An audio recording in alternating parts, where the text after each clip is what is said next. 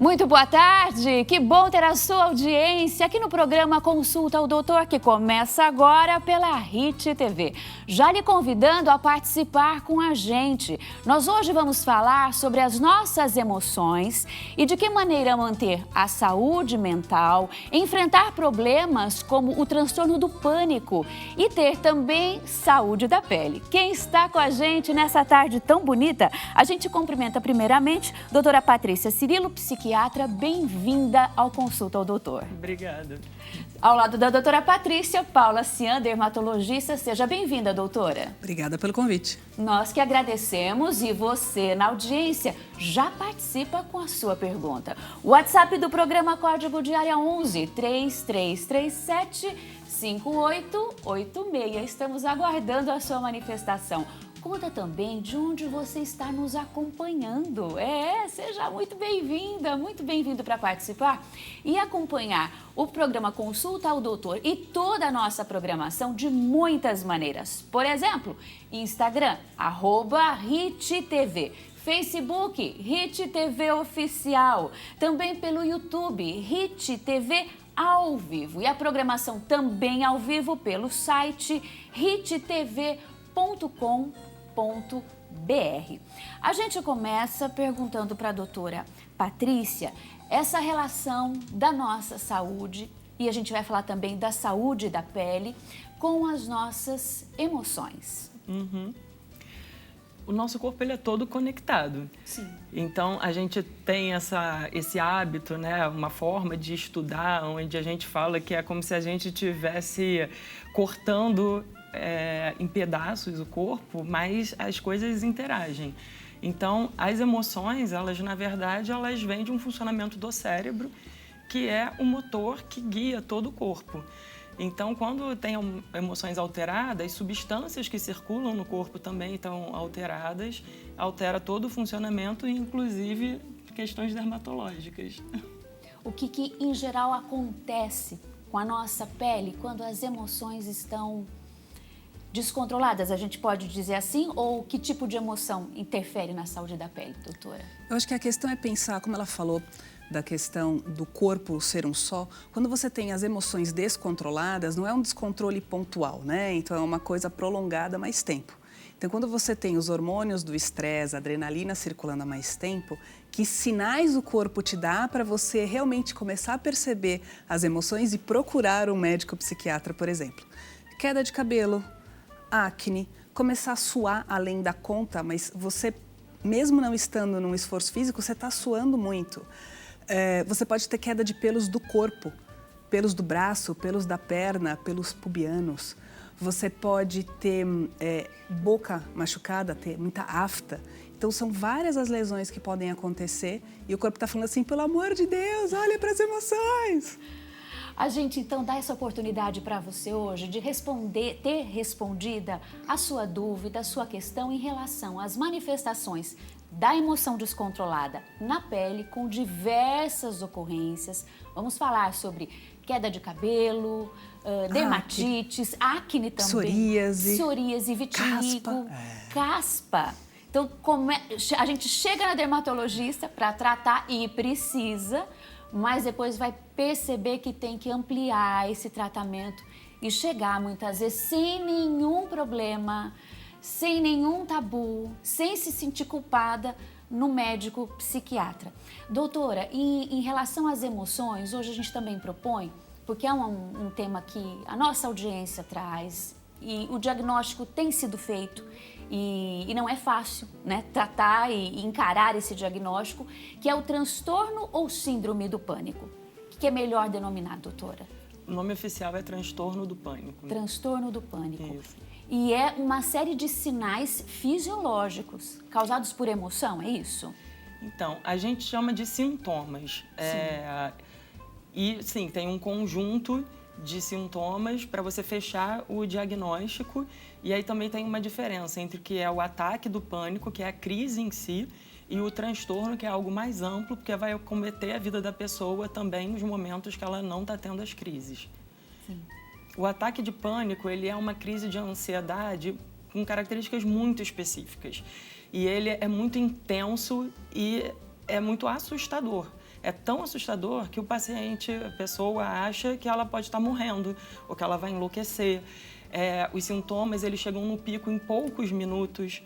Então, depois fica aquela memória e a pessoa fica com medo de ter aquilo de novo.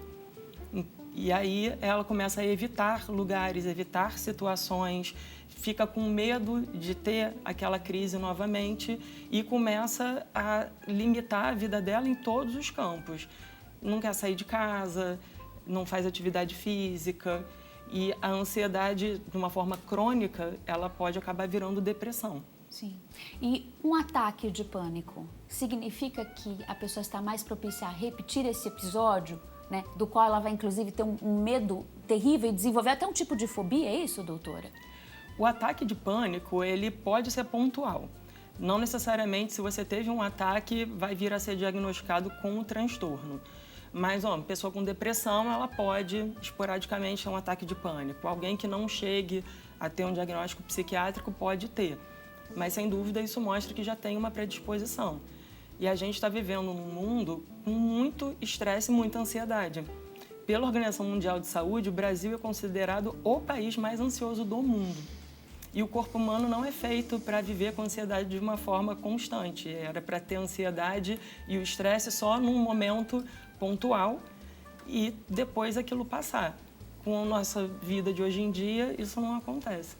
Então a gente encontra um fio para ir costurando o nosso bate-papo com a doutora Patrícia, com a doutora Paula, né? Saber compreender e tirar mitos em relação ao transtorno do pânico e os efeitos das emoções, ansiedade, estresse, até depressão, na nossa pele, né? O que mais a senhora verifica, né? Você verifica em clínica, nos pacientes, em relação a essa conexão, emoções e doenças da pele?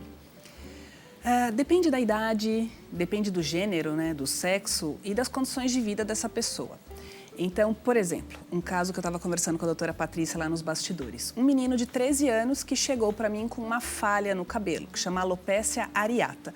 Então, é uma área onde cai o cabelo e fica uma área totalmente pelada, sem cabelo algum. E aí você pergunta assim, o que está acontecendo na sua vida, o que está te estressando? Teve alguma doença, alguma internação, algum acidente? Porque é difícil um adolescente saudável ter esse tipo de coisa. E aí, descobrindo, o menino estava viciado em pôquer online. Então, o estresse que aquilo causava nele, a dependência psicológica e química, né? Porque quanto mais estresse, mais hormônio você libera, mais neurotransmissor, mais o corpo precisa daquilo para manter o vício. Ele teve uma queda de cabelo abrupta a esse ponto.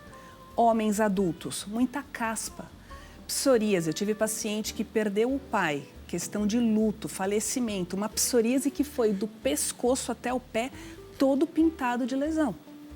Paciente que chega com afta e tem afta genital também.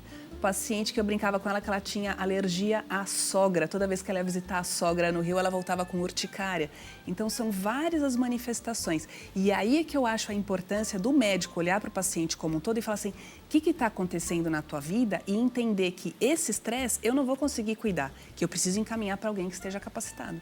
Agora, essa identificação também do paciente, né, que é o especialista na saúde da pele, né? Conhece as doenças da pele. Tá. Tem que se afastar um pouquinho dessa especialidade, que é o que a gente iniciou falando hoje, né? A medicina, como a ciência, faz isso, faz aquele recorte para dar especialidade, para tratar com grande conhecimento um ponto, mas né, de um tema, um assunto, um órgão, mas depois precisa se afastar para olhar o todo que é o ser humano, né? Que somos nós. E é de imediato fazer essa conexão, doutora? Ou é um olhar assim que a gente diz para todos que nos acompanham, até para os novos médicos, né? Você tem que olhar o paciente de forma integral. Você precisa falar com o seu médico além do sintoma e daquilo que você está apresentando. A gente precisa dessa relação mais ampla também para poder fazer o diagnóstico. Com Eu digo certeza. da situação de você chegar, né, com uma doença e esconder as suas emoções e aí não consegue ter efeito, mas não causa. Muito importante você ter perguntado isso, eu acho que isso é fundamental. Só que o médico que está ali também é uma peça humana. E se ele não tiver essa abertura para ele perguntar, reconhecer, às vezes vale a pena trocar de profissional, tá?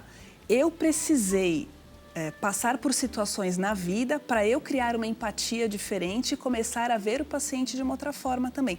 Porque o médico, ele é educado para olhar a forma técnica das coisas. Medicina ocidental trata a doença, então você chega e você dá um sintomático.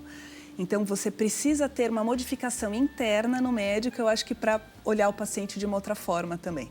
Sim. E um pouquinho mais de experiência de idade também. Não estou querendo preconceito de recém-formados, mas acho que um pouco de experiência e estar um pouco mais calejado na vida ajuda. Mais relações, né? Mais Sim. experiência, mais casos tratados. E você? Contribua com a gente nesse bate-papo, traga a sua pergunta, nos conte também das suas experiências, as nossas emoções, a nossa saúde, doenças que acabam acontecendo, né, na nossa vida, elas são todas conectadas. A gente está conversando sobre isso aqui hoje. Então, contribua pelo WhatsApp do programa Código de Área 11 3337 5886. Agora, o psiquiatra já tem, né, por formação, esse olhar um pouco além do que aquilo que o corpo grita, né, doutora? Mais do que mostra, né? A pessoa chega para dar um passo além, não só na compreensão das emoções, mas também no tratamento de sintomas e outras coisas que acontecem. Isso. A psiquiatria já tem esse campo em comum aí com a psicologia, e isso vai também do profissional. Algumas pessoas gostam de ser um pouco mais diretos e focar só nos critérios diagnósticos. Eu gosto de ver o paciente dessa forma global, gosto de saber de tudo, da infância, como é que era na escola, relações familiares, eu investo a vida toda do paciente porque está relacionado. Traumas na infância estão relacionados com transtornos psiquiátricos na vida adulta. É importante a gente saber como funciona o paciente para fazer um tratamento individualizado. E o conhecimento de como o nosso cérebro reage a essas emoções e vai desencadeando uma série de sintomas, né? Doutora, a gente já vai falar sobre isso porque agora tem participação da audiência. Vamos lá com a pergunta na tela. Quem está com a gente? Irenici Jesus, seja bem-vinda, querida Irenici. Acertei a pronúncia do seu nome? Espero que sim. Boa tarde, ela diz boa tarde para você também. Ela conta, ó, somos do interior de Minas. Tá com a família acompanhando? Que bom. Minha filha, aos 16 anos, nos conta a Irenici. Minha filha, aos 16 anos, foi diagnosticada com esquizofrenia. Ela faz uso de vários medicamentos de noite e pela manhã, mas não vemos nenhum sucesso.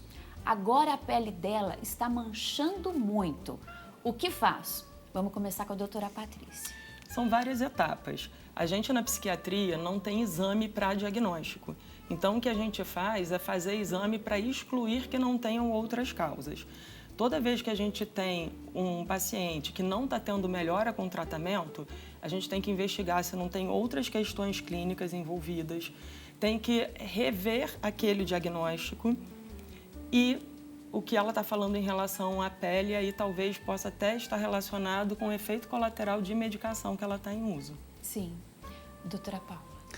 Aí abre chave na cabeça, já começa a pensar um monte de coisa. Pode ser efeito colateral da medicação, mas a gente tem que pensar também qual é o quadro dela e se ela se bate, se ela se machuca, se ela passa alguma coisa no corpo dela. Porque a palavra mancha é uma palavra genérica, né? Estou falando de automóvel, mas não estou falando qual modelo, qual marca, qual potência. Então, precisaria ver. Normalmente, reação a medicamento pode ter dois quadros que são bem diferentes. Um quadro que coça, que verte água, que sai mancha vermelha, que sai pele, e um quadro que faz manchas mais amarronzadas. Precisaria ver, mas precisa ver se ela também não está causando essas manchas, se ela não está se machucando. Sim. Muito obrigada, viu, pela participação. E você que está com a gente na audiência em todo o Brasil, mande aí sua pergunta. Estamos ao vivo pela Hit TV. Código de área 11 3337 5886. Aproveitar para perguntar para a doutora Paula em relação a essas manifestações de manchas na pele, de urticárias, dermatite, que as emoções podem desencadear, doutora. O corpo, quando ele está estressado, ele entende que ele está sofrendo um risco e que ele precisa se manter estressado. Então, normalmente essas lesões são vermelhas. Tá, é vermelho, só que você precisa ter experiência para fazer o diagnóstico diferencial. Então, por isso, passar num dermatologista que saiba diferenciar. E o que é interessante é, se a gente não tratar esse estresse, às vezes a mancha não vai embora. Então, você tem sintomático para urticária, você vai tomar um antialérgico. Você tem tratamento para psoríase, são às vezes imunobiológico, às vezes é uma loção. Você tem tratamento para caspa, você tem tratamento para acne, mas precisa tratar essa causa por trás. Porque senão ela volta. Ela volta. E aí a primeira coisa é, o paciente fica insatisfeito com o tratamento. Ele acha que o medicamento não está funcionando, ele acha que o médico não é bom. Mas ele tem que fazer a parte dele também e ele tem que se cuidar de uma forma mais ampla, como um todo, como a doutora Patrícia falou. E tratar das emoções e olhar para dentro e falar assim, onde foi que eu derrapei, às vezes dá um pouquinho de trabalho e as pessoas fogem disso. Difícil reconhecer, difícil encarar para poder tratar. Agora, eu tenho uma dúvida particular em relação às urticárias. Diga. Porque elas parecem que não cedem com nenhuma medicação quando tem um fundo emocional, né? Ou pelo menos cede por um pouquinho e volta depois. Então é difícil você combater realmente um quadro desse se não for nesse olhar mais profundo sobre o sentimento. A urticária, ela é uma manifestação de que tem uma inflamação não só na pele, é uma inflamação correndo pelo corpo, porque é uma proteína que ela é produzida pelo corpo e aí quando ela sai do sangue e vai para a pele, ela causa as lesões de urticária. Então aí é a questão, como a doutora Patrícia falou, a gente faz os exames para excluir que não tenha nenhuma doença. Mas vamos falar que 96% dos casos de urticária, a gente não acha a causa.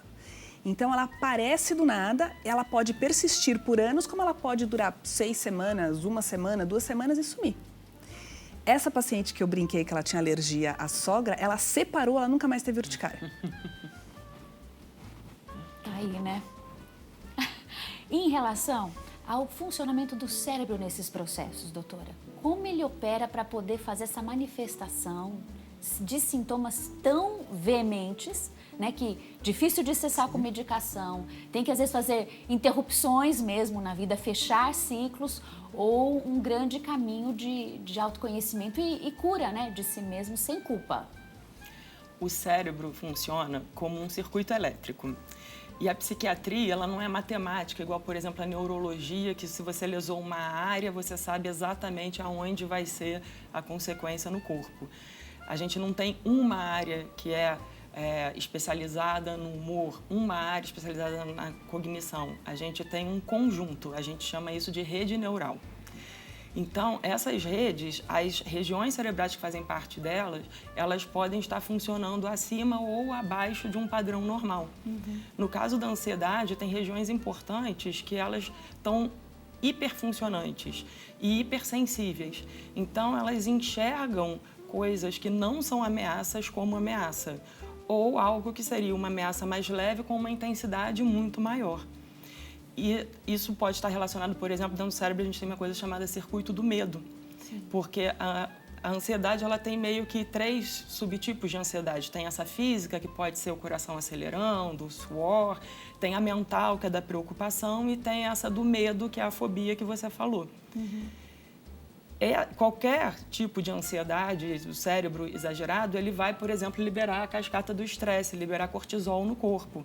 E a partir do momento que isso cai na corrente sanguínea, é distribuído por todo o corpo e vai poder afetar qualquer sistema, qualquer órgão. E de uma pessoa para outra vai depender de qual é o sistema ou o órgão que aquela pessoa tem mais sensibilidade e vai acabar demonstrando uma alteração naquele órgão, naquele sistema. No caso do pânico, há uma série de sintomas ou órgãos afetados, não é, doutora? Inclusive, aquela sensação de que vou ter uma parada respiratória, vou ter uma parada cardíaca. Por que isso acontece? As sensações desse caso, elas são físicas, mas o comando disso é no cérebro. O transtorno do pânico, ele acontece no cérebro. Só que esse cérebro, ele manda essas mensagens para o corpo. O paciente pode sentir falta de ar, pode ter uma sensação de que, como se fosse a alma saindo do corpo, uma estranheza do ambiente. Isso pode atrapalhar dirigir. A pessoa pode acordar tendo um ataque de pânico. Uhum. E isso é muito assustador. para tratar, a pessoa precisa reequilibrar essas regiões cerebrais que estão funcionando fora do normal. E isso é um conjunto de coisas. As medicações são super importantes, a psicoterapia também, de uma outra forma, através das palavras, vai ajudar a reequilibrar o cérebro também. E atividade física, meditação, tudo isso em conjunto ajuda a pessoa a voltar para o que é considerado o padrão normal de funcionamento. Mas um mito, o coração não vai parar, a respiração não vai cessar. Não, inclusive isso é uma das coisas, é muito comum a pessoa depois começar a controlar o ataque de pânico. Então, com técnicas de relaxamento, de respiração, ela pensando que ela não vai ter nada grave, porque é engraçado assim, o pânico gera pânico. No que você começa a ficar com mais medo, aquilo vai só aumentando. Quando você consegue controlar, isso não vai escalonando. E a pele, mais um, né, local, gente, nessa interface das emoções, a nossa saúde, sintomas como do transtorno do pânico e a pele também, que a gente fala hoje dessas doenças todas que podem se manifestar a partir dela. As mulheres são mais propícias a esse tipo de somatização na pele dos sentimentos, doutora? Não tanto pelo gênero em si, Sim. mas as mulheres, elas vivem mais as emoções, elas demonstram mais as emoções e elas acabam se cuidando mais, elas procuram mais médico. Então a gente não sabe se tem homem subdiagnosticado, se menos homem procura, menor número de homens procurando médicos, fazemos menos diagnóstico em homem. Mas a grande maioria dos pacientes no consultório, no meu consultório, 74% dos pacientes é de mulheres. E a doutora falava, né, doutora Patrícia, em relação a esse olhar para as emoções e para o controle delas, inclusive com técnicas de meditação, para a saúde da pele também ajuda? Tudo ajuda. Pensa que o pensamento é uma coisa muito sutil. A emoção, quando ela já começa a pegar no cérebro, ela já está um pouco mais densa. Quando chega no corpo, já atingiu a anatomia, já atingiu uma estrutura. Então, para a gente ver resultado na estrutura, precisa de mais tempo de trabalho nessa área sutil, mental e emocional. Então, sim, precisa ter o trabalho equilibrado ali das duas coisas, senão só uma coisa não resolve a outra, não. Vamos por camadas, né? Como se fosse assim, passo a passo, é uma trajetória a ser feita, compreendê-la é super importante. Não é falar de doença, gente, é falar de processos para superar situações. Pode acontecer com a gente, pode acontecer com alguém próximo. A informação sempre nos dá a condição de encarar isso com menos receio, com mais segurança, com menos medo e sabendo que vai ser uma trajetória, não é assim do dia para a noite, né? Sim, sim. Porque quando bate o desespero, a gente quer que o antidepressivo resolva do dia para a noite e a pomada resolva também de uma hora para outra. Não vai ser assim. Vamos contar com a participação agora da nossa audiência. Pergunta na tela. Vamos lá. Desirê, do Espírito Santo, bem-vinda ao Consulta ao Doutor. Obrigada pela sua pergunta. Ela conta assim, ó. Boa tarde, Maria. Boa tarde para você e também as doutoras. A minha mãe tem uma doença autoimune chamada escleromixedema.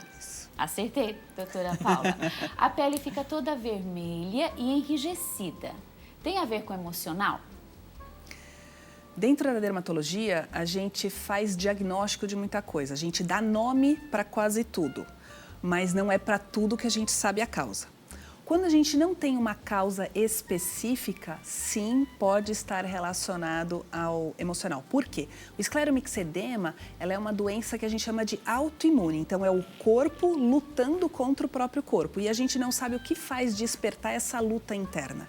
Então, sim, a gente fala muito que o descontrole emocional, uma ansiedade generalizada, uma depressão prolongada pode levar. Mas aí tem um perigo da gente levar a culpa da pessoa.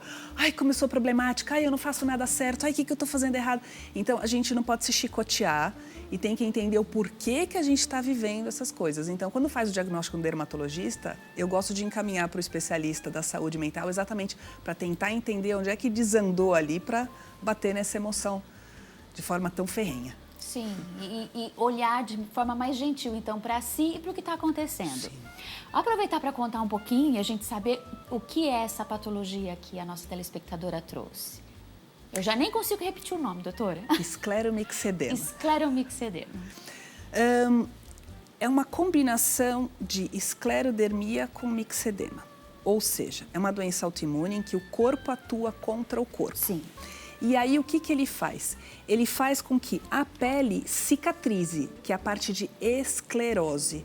Então, são placas de cicatriz e é uma pele dura, ela não é elástica e ela não se regenera. E o mixedema é a deposição. Então, existe uma proteína que é produzida em quantidade anormal pelo corpo que se deposita nessas regiões. Então, a pele endurecida, com cicatrizes, que não tem elasticidade e que normalmente é mais na superfície. Existem casos que pegam, por exemplo, pulmão, coração, o que atrapalha o funcionamento do corpo nesses órgãos. Quando é só a pele, é mais acometimento estético do que realmente risco de morte. Sim. Tá? Aqui no Consulta Doutor, a gente aprende sempre e juntas. Olha que coisa boa! Continue então participando. Agradecemos a quem está aí na audiência, mandando sua pergunta para o WhatsApp do programa 3337-5886. Doutora Patrícia, nessa trilha, né, do conhecimento sobre o transtorno do pânico, no Brasil, se a gente tem um índice de questões de saúde mental aí liderando o ranking no mundo, né, que a gente observa, então a gente precisa olhar sem preconceito e com muita boa informação para o tema. E há muitos mitos ou desinformações nesse universo, não é, doutora? Com certeza. Inclusive, uma coisa importante de falar é porque a ansiedade, ela é um sintoma normal do ser humano. E aí fica muito aquela dúvida de quando que ela vira um problema que merece tratamento. E esse, às vezes, é o problema dos pacientes, inclusive quando eles vão buscar outra especialidade, porque eles não têm consciência de que existe uma questão psiquiátrica, de que aquela ansiedade está exagerada. Eu vejo muito paciente falando, não, tem uma ansiedade normal. E aí você começa a mostrar as situações para o paciente, explicar, e aí, às vezes, a pessoa percebe que está exagerado, mas tem também aquele grupo de pacientes que nega e não aceita de forma alguma. E como a senhora percebe, né? Como você percebe, para nos contar e a gente também melhorar nossa percepção dos próprios sentimentos, que a ansiedade passou a linha amarela, vermelha e está realmente tem uma demais. forma simples. Sim. Se está causando sofrimento para a pessoa de uma forma constante ou prolongada e se está dando prejuízos na vida, nos relacionamentos, no sono, na performance. Então, se você começa a sentir que aquilo está te prejudicando, é porque aquilo já passou do limite. Eu vou lhe dar um recadinho e para a gente terminar esse segmento de conversa, a gente continua daqui a pouquinho depois do intervalo. Há alguma dica em relação ao controle da ansiedade, doutora? Se for ainda de uma forma preventiva, a gente precisa exatamente ter uma vida saudável. Alimentação, atividade física, meditação. A meditação ela pode vir de formas diferentes. Por exemplo, quem é mais religioso, quem gosta de rezar, pode funcionar também como meditação. Atividades que você goste, de hobby, por exemplo, dança, esporte, qualquer coisa que a gente já sabe que é bom para a saúde vai ajudar na prevenção da ansiedade e também a melhorar quem tem um quadro de ansiedade que já chegou num ponto que merece tratamento.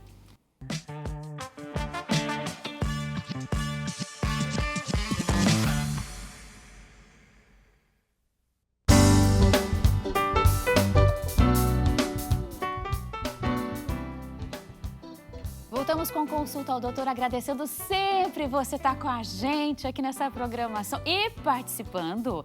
A gente tem a presença da doutora Patrícia, psiquiatra, da doutora Paula, dermatologista. Estamos fazendo um caminho pelas nossas emoções e o impacto delas, quando negativas, na nossa saúde. Seja ocasionando, né, o transtorno do pânico, um tema que a gente coloca hoje aqui para tirar muitos mitos, para mandar para você uma mensagem assim de força, vence esse momento, ou colabore para que alguém passe por essa situação e encontre aí uma nova fase na vida, Não é algo fácil nem simples, né, Não é. doutora Patrícia? E em relação à saúde da pele, encontrar também, mais do que o diagnóstico de uma doença, causas que, sendo tratadas, se estão nas emoções, vai dar um up na vida. Dá tempo para rejuvenescer? Ou aí já é muito? Estresse prolongado envelhece antes da hora, com certeza. A pele sofre. A pele sofre porque o corpo está em desequilíbrio, então você começa a ter uma degradação de colágeno, uma produção de colágeno de má qualidade, você pode ter sangramento na pele, você pode ter associado um cigarro, uma bebida alcoólica, algum outro vício químico que também traz esse envelhecimento. Então, envelhecer está associado a estresse. Ah, então bora ser feliz. Aí a gente envelhece, mas na beleza da senilidade, né? Dessas fases que vão chegando aí na nossa vida. Doutora, a dormência também pode dar na pele por conta de emoção? Pode. Tem algumas pessoas o que a gente chama de parestesia, né? Uma sensação de formigamento, uma sensação de dormência, assim. E às vezes é associada a um ataque de pânico. A pessoa não sabe que está tendo um ataque de pânico e ela tem aquela sensação de formigamento, de bichinho andando pelo corpo. Pode estar associado a pânico também. Olha só a relação, né? E como a gente faz para... Bom, o pânico vai levar para um pronto-socorro em geral, né? Pela preeminência do ataque, é isso? É muito comum isso acontecer. Nos primeiros ataques, primeiro principalmente que a pessoa nunca passou por aquilo na vida e realmente acha que a vida dela está em risco. E quando tem ataques mais intensos. Depois, às vezes, quando a pessoa começa a conseguir se controlar, ou pela medicação ou por outras técnicas, aí muitas vezes a pessoa já sabe o que é e já não busca ajuda. O que também tem um lado ruim, porque quem tem transtorno do pânico já tem também uma predisposição maior a ter problemas cardiovasculares. Tanto que quando chega alguém tendo um ataque de pânico na emergência, a gente não pode falar, mesmo que aquele paciente, você já quem é plantonista, às vezes já viu aquele paciente lá outras vezes com aquele caso, ou o paciente fala que já teve várias vezes, mesmo assim tem que fazer os exames cardiológicos para ter certeza que não está infartando. Sim. Então há essa relação. O risco é você achar que é pânico, aí trata com calmante e aí a pessoa está tendo um infarto. Então, saber dessa relação é importante para o paciente também não Sim. diminuir. Ah, não, é pânico e passar pelos exames. Né? Às vezes até, tudo bem, posso ir para uma outra etapa. Não é assim. E o protocolo também já não é esse, né, doutora? Isso. Agora, o pânico tem cura? A gente pode considerar? A boa notícia Sim. é que é um dos transtornos psiquiátricos que a gente tem mais resultado no tratamento. 85% das pessoas costumam zerar, né, remitir, que a gente fala, os sintomas. E 65% costuma ser num período de 6 meses. É um dos transtornos que a gente Ai, que coisa boa. tem ótimos resultados. Então assusta, mas dá para fazer uma travessia rápida, inclusive, para solucionar e resolver isso. Sim. A única coisa importante é que na psiquiatria a gente tem o tratamento daquela fase ali mais turbulenta e depois que a pessoa fica bem, mesmo tendo zerado os sintomas, a gente entra na fase de manutenção. E essa manutenção costuma sempre precisar de pelo menos 1 a 2 anos. Se você para isso antes, aumenta o risco de você voltar a ter os sintomas. A gente falava um pouquinho de mitos e também de preconceitos, né, em relação a tudo, né? Mas muitas doenças, especialmente quando são da área da saúde mental, da psiquiatria. O que aparece mais no paciente de pânico ou na família não compreendendo ainda o diagnóstico? Para o paciente com transtorno de pânico ficar bem, é muito importante esse entendimento da família, dos amigos, de que aquilo é uma doença e dar suporte para a pessoa se tratar, estimular que ela vá nas consultas, que ela tome a medicação, porque é muito ruim quando existe um preconceito e o parente ainda fica falando, isso é bobeira, ou para com esse remédio, vai fazer atividade física, vai para a igreja que você vai ficar bem. Aí a pessoa já não está bem e fica numa situação ainda pior. Sim. Participe com a sua pergunta, contribui para esse bate-papo. Código de área 11 3337 5886 para você mandar aí a sua contribuição pelo WhatsApp do programa. Agora essa questão, né? Não quero olhar muito para a doença, ou não quero olhar para o sentimento e ainda tem gente que está menosprezando ou achando que está ali no rol da frescura, não é nada importante. Isso acontece também com essas manifestações na pele das nossas emoções, doutora Paula? Acontece muito porque lesões na pele são muito estigmatizantes, né? Então elas trazem muito preconceito das pessoas à tona.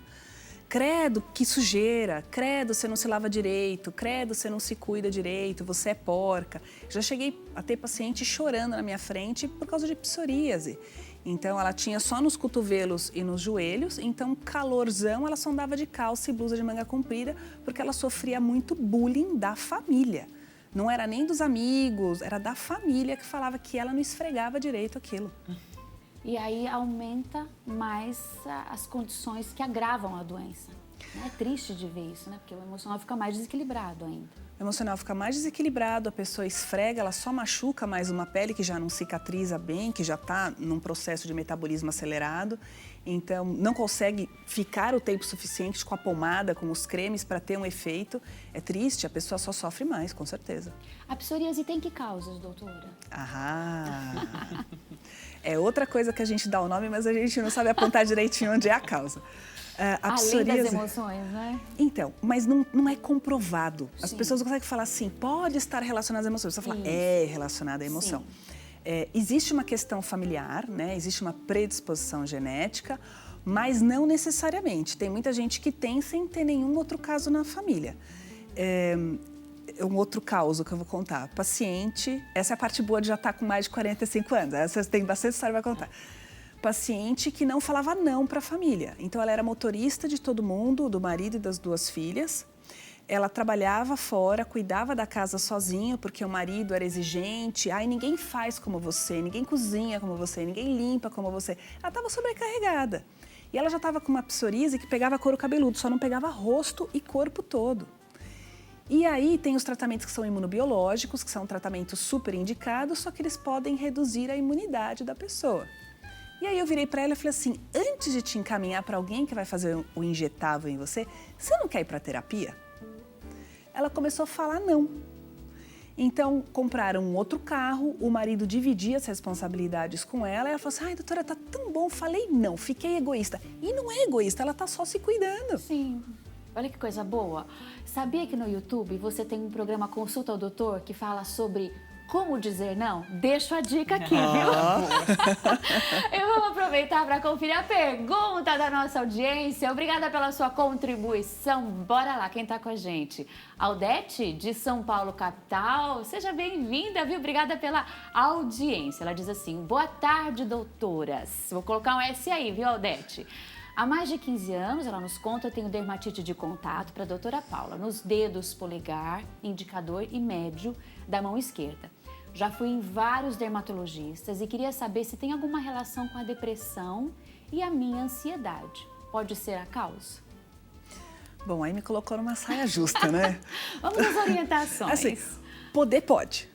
Mas, quando é tão localizado desse jeito, especialmente se for a mão dominante, a mão com a qual ela escreve, às vezes pode ser alguma coisa com a qual ela lida mais com essa mão do que com a outra.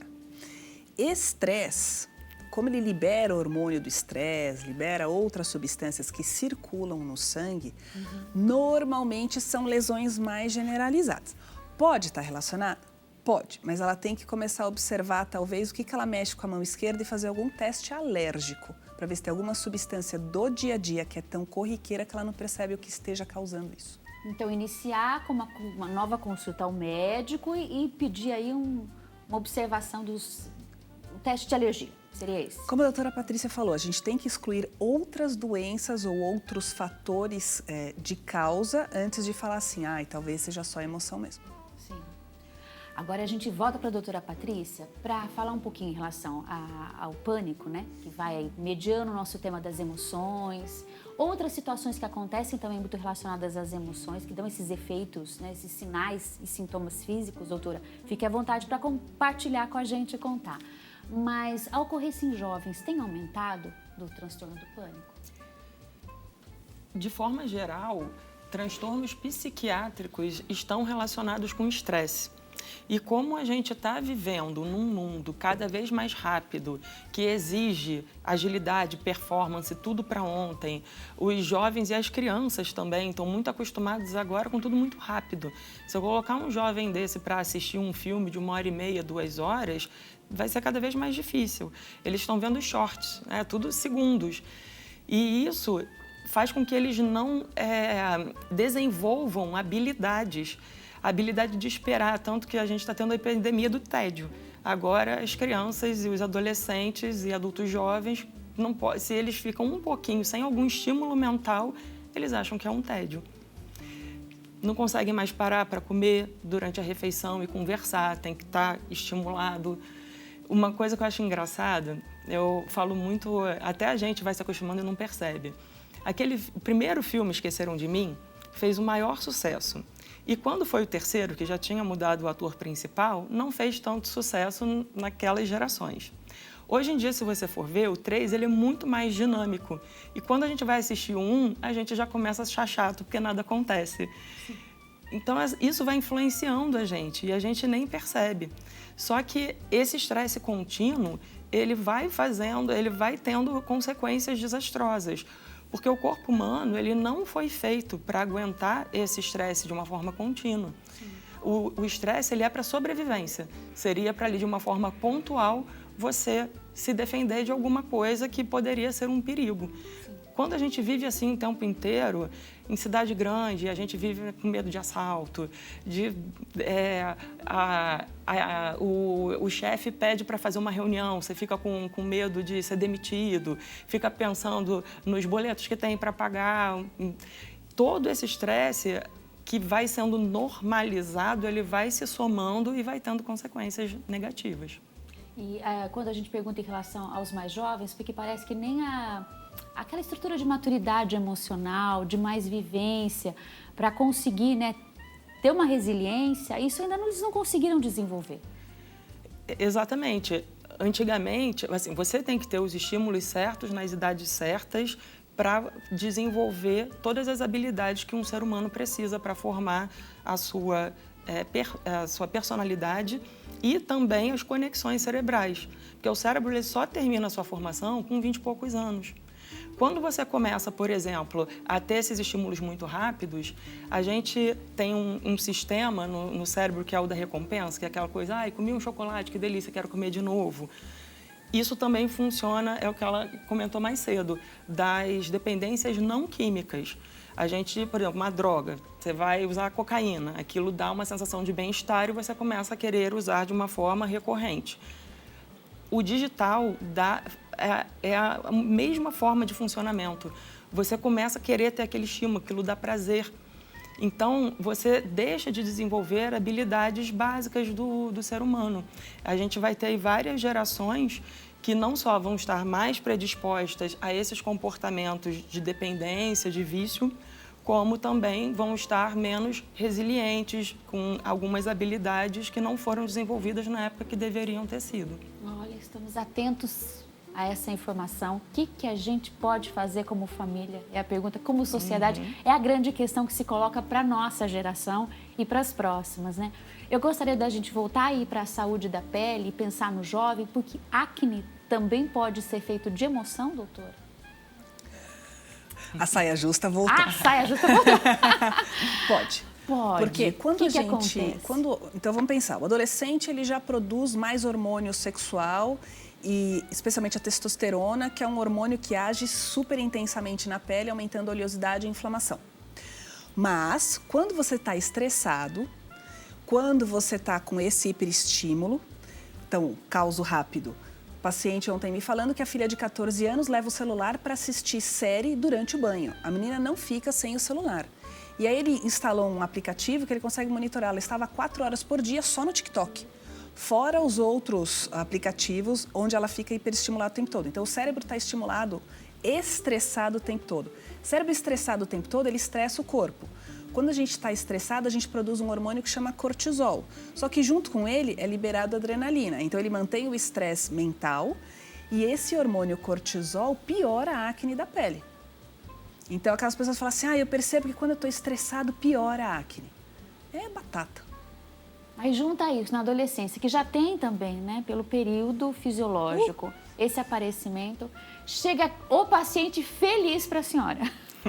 E a necessidade de aprovação o tempo todo do adolescente, Sim. né? E essa questão de mídia social, onde as pessoas postam fotos e vídeos de si mesmas com filtro, ninguém mais quer ter uma lesão de acne.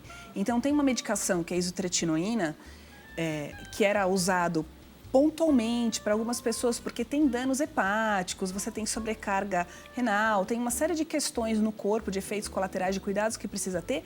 Hoje em dia as pessoas vêm dando chilique no consultório. Eu quero tomar, porque eu preciso tomar, meus amigos estão tomando, está todo mundo tomando, ninguém tem espinha. Então, baixíssima tolerância à frustração, porque como você está sempre no mecanismo de recompensa, você está sempre sendo estimulado.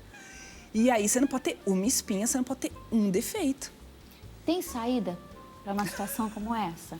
São as perguntas saias justas. A gente está nessa conversa, vai ouvindo a descrição aí das doutoras e a gente fala assim, como é que a gente sai disso? Claro que tem, né? Estamos aqui para boa informação nos minutos finais do programa. Sempre a mensagem é essa. Um caminho para a gente recuperar essa trilha estranha que a gente está, né, percorrendo, não só individualmente, mas é coletivo isso, doutor. Com certeza. O melhor sempre é a prevenção. Essas regras que a gente fala de limitar a quantidade de horas de tela por dia, de estimular a comunicação interpessoal, trabalhos manuais, contato com a natureza, esporte, pensar mesmo como que era a vida antes de ter a internet. Sim. Porque as gerações de agora, elas já nasceram com celular, não sabem como é que é isso. A gente tem que achar aquele equilíbrio, onde não dá para ficar sempre, você também não pode ser um alienado, mas tentar usar de uma forma que seja, que você esteja aprendendo alguma coisa, uma hora ou outra, para relaxar, você vê alguma coisa, né? Mais assim, um boberol, não tem problema, mas o tempo inteiro, por exemplo, horas e horas por dia, 4 horas, só vendo esses vídeos muito curtos, isso não tem benefício nenhum. Nenhum. E aí, o que faz bem para o cérebro, para a gente poder dar algo assim melhor do que essa experiência viciante, complicada, desestruturante, que não só crianças, adultos, né? Crianças não deveriam, mas a gente infelizmente está vendo acontecer, jovens, mas que está mesmo na sociedade. O que o cérebro gosta, doutora? Além do básico que eu comentei aqui, de atividade física, tudo, tem uma coisa que é muito boa, que é o ócio. A gente precisa não fazer nada. A criatividade só aparece nesses momentos. E a gente tem que saber conviver com a gente mesmo, com os nossos pensamentos. É nessa hora que a gente consegue se conhecer melhor e ter ideias novas, interesses novos e sair daquilo, porque a mídia, ela cria uma demanda em você. Sim. Por mais que a gente ache que com a internet a gente busca o que a gente quer, não é bem assim. Tem toda uma inteligência artificial também ali manipulando a gente. Né? Eles conseguem pescar a nossa personalidade, o que a gente gosta, procura e vai oferecendo tudo. Então, atenção. E, inclusive, o que a Paula estava falando dessa demanda da aparência. Eu tenho adolescentes que elas não querem ir para a escola ou para a festa se surgir uma espinha. Olha que situação. E o que a pele gosta, a gente pode dizer assim, o que faz bem para ela, doutora? A gente precisa de pais que deem o exemplo, que larguem o celular para ficar com os filhos, porque isso vai trazer bem-estar para todo mundo, né? A gente precisa de uma alimentação equilibrada, então não exagerar em nada.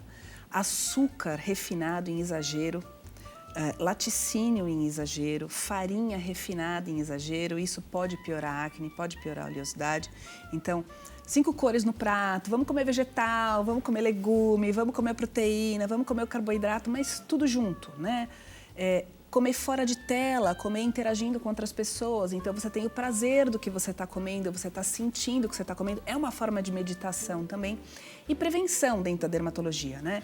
Um hidratante adequado, um protetor solar adequado, evitar água muito quente no banho, o sabonete adequado nas áreas que tem que ser usados de forma adequada, né? E, se possível, procurar um dermatologista porque você vai saber o que é adequado para você.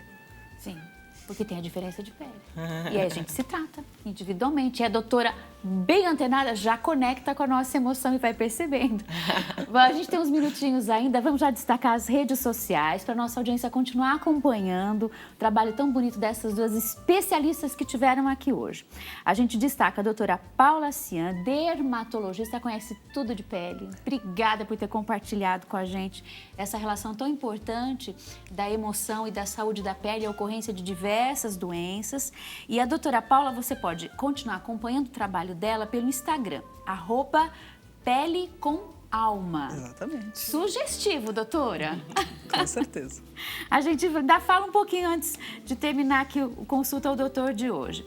Doutora Patrícia Cirilo, psiquiatra, o Instagram, @doutora, D-A-R, doutora Patrícia Cirilo, com 2 L's. E o site patriciacirilo.com. A gente tem ainda um minutinho para deixar para a nossa audiência esse recado, né, não só como a gente tratou hoje, de doenças na pele ou outras questões que surgem na saúde mental com as nossas emoções, mas agora o quanto a gente pode utilizar das nossas emoções para viver melhor. Eu vou reforçar uma coisa que a Paula acabou de falar. A gente tem que estar focado no momento.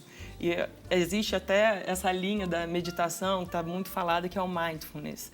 Mas, independente disso, no dia a dia, a gente precisa estar interagindo. Você tem que estar totalmente ali com as pessoas ou com a atividade que você está fazendo. A ansiedade, ela é relacionada com o futuro. É você ficar pensando no que ainda vem. E a gente perde o presente porque tá sempre pensando no futuro e nunca aproveita o presente.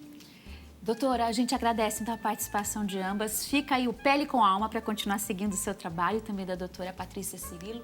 Muito obrigada a você que esteve com a gente no programa de hoje. Nosso agradecimento em nome da audiência às doutoras que estiveram conosco, em nome da nossa equipe, a você que continua nessa programação.